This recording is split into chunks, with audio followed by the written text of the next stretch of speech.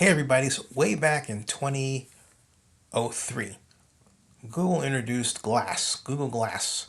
And what I really wanted was to have one of those, really wanted devices. Was to have one of those, really wanted devices.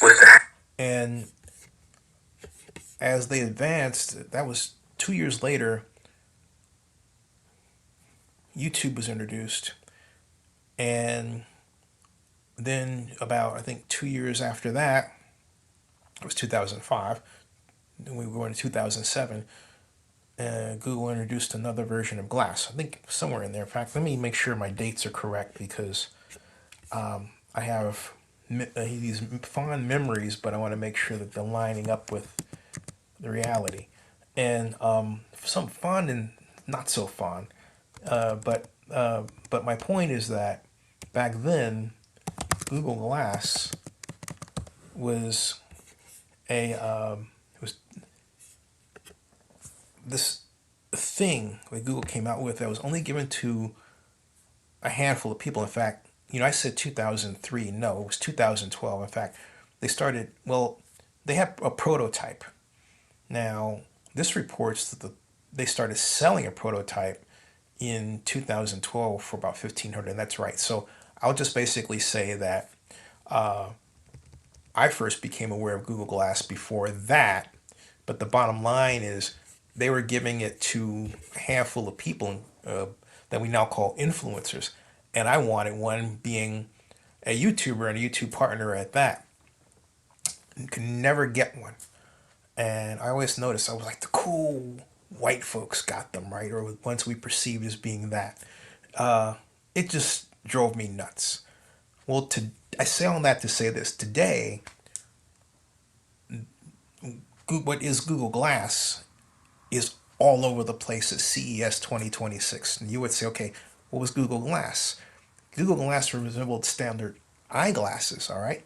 But they allowed you to access search results, and later models allow you to actually make a video from them that would then be stored onto your glasses. I was waiting for the versions that I dreamt would be available. I wasn't certain that they would be. That would automatically upload your video to your YouTube channel. I don't think they ever got there. But now, all right, now we have glasses that a number of people are making. Now, do they have that capability? I don't know. But I know at CES 2026 Las Vegas, there are a number of makers of what we first call Google Glass because they were the ones that came up with the idea. Meta has their version, of course, and now we have RayNeo. RayNeo, where the picture basically says, why does the phone have to be a device? What does just a phone have to be a device? In other words, it can be glasses, right? So anyway, RayNeo is a leading global consumer-grade AR brand, according to its press release, and it's announced that it secured a new round of funding for an investment that was then joined by Unicom Innovation Capital, a subsidiary of China Unicom, and the investment arm of China Mobile. So basically, these are Chinese groups getting together, all right? And so the move that marks the first strategic entry of China's major telecommunications operators into the smart glasses sector, signaling that AR, augmented reality, of course, AR devices are now officially within the strategic purview of national communications infrastructure. That's a fancy way of saying that AT&T or Japanese telecom or heck, Russian telecom will very well start rolling out these smart glasses for you to have and or to buy.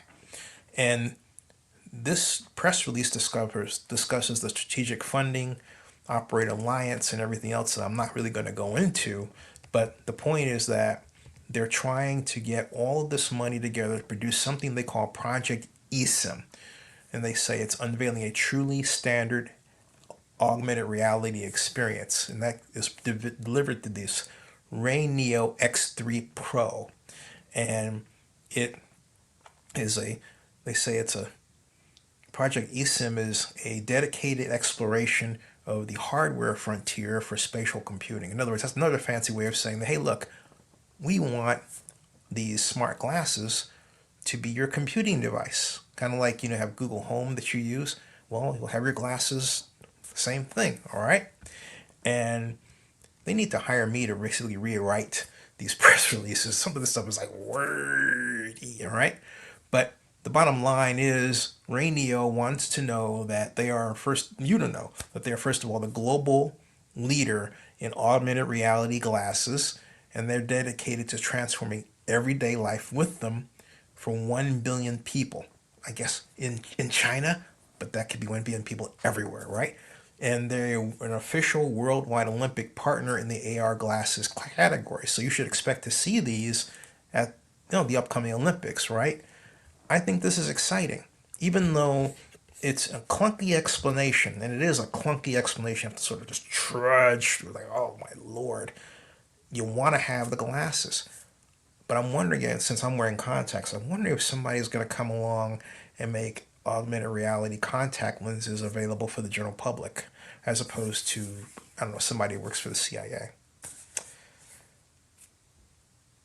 Subscribe to Xenia62 on YouTube and bookmark CES Las Vegas News.com.